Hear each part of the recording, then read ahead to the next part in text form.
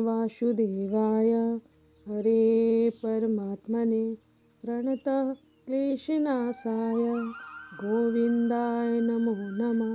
कृष्णाय वासुदेवाय हरे परमात्मने प्रणतः क्लेशनाशाय गोविन्दाय नमो नमः।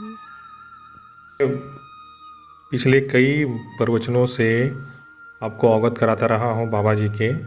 इसी कड़ी में आज अगला प्रवचन प्रस्तुत कर रहा हूँ। आशा करता हूँ आपको अच्छा लग रहा होगा। तो आप इस चैनल को सब्सक्राइब करते रहिए, लाइक करते रहिए और दूसरों के साथ शेयर करिए। तो चलिए देखते हैं आज बाबा जी का प्रवचन, सुनते हैं उनको ध्यान से और लाभ प्राप्त करते हैं। राधे राधे। नाना प्रकार के शुभ अशुभ कर्म करने वाले जब भगवत कृपा से पुनः सत्संग प्राप्त करते हैं और साधन मार्ग में लगते हैं तो माया अपना प्रबल रूप धारण करती है। या तो ऐसी अनुकूलता प्रदान करती है कि वो भूल जाए, या ऐसी प्रतिकूलता झोंक देती है कि उसको लगता है कुछ नाम जपने से नहीं, कुछ साधन करने से नहीं, दुख तो वैसे ही घेरे हुए है।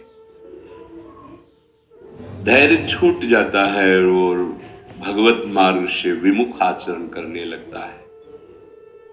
इसलिए उपासक को बहुत सरल ढंग से समझना चाहिए कि पुरानी फसल यदि बाजरा बोई है और बाजरा की रोटी मिल रही तो अगली फसल गेहूं बो दिया तो कल ही नहीं रोटी बना लोगे। 5-6 महीने लगेंगे किसान मेहनत करके, खेती तैयार करके, दाना बो करके, सींच करके, संभाल करके, फिर भी वो अतिवृष्टि, अनावृष्टि, ओले वृष्टि आदि से बच जाए, सुरक्षित हो जाए, तो सुरक्षित अनाज घर आ जाए, फिर वो पीस कर रोटी बना सकता है। तुम अनंत जन्मों से मनमानी आचरण करते रहे, आज नाम शुरू किया है तो वो तूफान नहीं उठेगा, नष्ट करने के लिए वो अपना स्वरूप धारण करेगा। उसकी गुलामी सहते रहे हो अभी, काम क्रोध लोभ मोह मद मत्सर। अब तुमको धैर्य पूर्वक नाम को पकड़े रहना। जैसे आंधी चले तो हम पहाड़ का आश्रय ले लें, हटे ना इधर उधर, तो आंधी तूफान पहाड़ को नहीं उड़ा सकती। ऐसे ही श्री भगवान कह रहे मामेव ये प्रपद्यन्ते माया में ताम तरन्ति। माया का तूफान आएगा पर तुम मेरे चरणों को पकड़े रहना, छोड़ना नहीं। पर ये जिनका मलिन हृदय है ना, वो सोचते हैं 4 दिन नाम जप करेंगे सारे दुख मिट जाएंगे। हाँ, पक्का मिट जाएंगे, जड़ से मिट जाएंगे। पर धैर्य पूर्वक जीवन को आगे बढ़ाओ। भगवत विमुख होने से तुम्हारा मंगल ही अमंगल है, भगवत सन्मुख होने पर मंगल ही मंगल है। थोड़ा धैर्य धारण करो, तुम्हारी ये फसल तैयार हो जाए, फिर देखना आनंदित हो जाओगे। पर ये कुसंग मन का और तन का, ये दोनों परमार्थ में टिकने नहीं देते। जहां ऐसे मित्र जन मिले जो गलत आचरण करने वाले होते हैं, वो पूछते हैं तुमने शराब छोड़ दिया, मांस छोड़ दिया, तुम नाम जप करने लगे, कुछ लाभ हुआ? अरे कुछ नहीं होने वाला, तुम देख लो करके। उसके दिमाग में माया तो आक्रमण किए ही है। तत्काल नकारात्मक भाव आ जाता है कि नहीं नहीं, भगवत मार्ग में कुछ नहीं मिला, ठीक कह रहे हो, तो आओ हमारे संग, फिर हो जाओ। फिर वो माया के मलिन आचरणों में उतर जाता है। वो संत द्रोह, भगवत द्रोह उसके हृदय में अपना स्थान बना लेता है। फिर जन्म जन्मांतर, युग युगांतर कब अवसर आएगा भगवत मार्ग में चलने का। इसलिए जिनको सत्संग मिला है, जिनको नाम जपने का सौभाग्य मिला है, उनको बहुत धैर्यवान होना पड़ेगा। इसको ऐसे पकड़ना होगा कि जैसे हम बहुत बीमार हैं और इस औषधि के सिवा हमारा कोई रास्ता नहीं बचने का, अब हम कोई औषधि खानी है। जा सुनाम भवभेषज हरनि घोर त्रयशूल, तीनों तापों का नाश करने की सामर्थ्य और संसार समुद्र से पार करने की सुदृढ़ नौका, भवरोग की अचूक औषधि नाम है। हमारा भाव बने न बने, भाव बिगड़ जाए, कोई बात नहीं, तुम नाम मत छोड़ना, हमारी प्रार्थना मानना, नहीं तो ये तूफान माया का आपको उड़ा ले जाएगा, परमार्थ में नहीं खड़ा होने देगा। बहुत धैर्य पूर्वक दीर्घ काल तक चला जाता है। धैर्य कहते हैं लाभ मिले ना मिले, हानि मिले, अपमान मिले, सम्मान मिले, हम किसी भी स्थिति में अब नाम नहीं छोड़ सकते, वो जीत जाएगा माया से।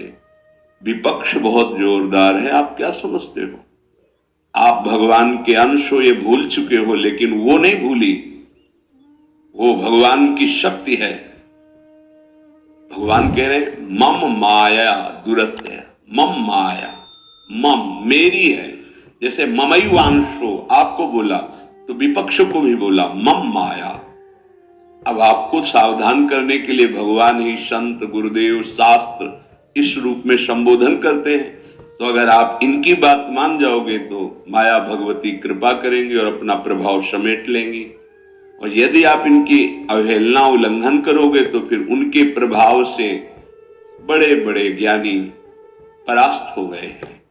जो माया बहुबार नचावा, जास चरित को लख नहीं पावा, ऐसी विचित्र है, बहुत बहुत विचित्र।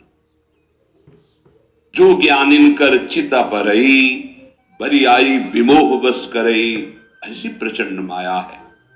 इसलिए जिनके कानों में आवाज पहुंच रही हो, हमारी प्रार्थना है, बहुत जन्मों से भटक रहे हैं, ये दुख सुख के प्रलोभन और भय में आकर के नाम न छोड़ दीजिए।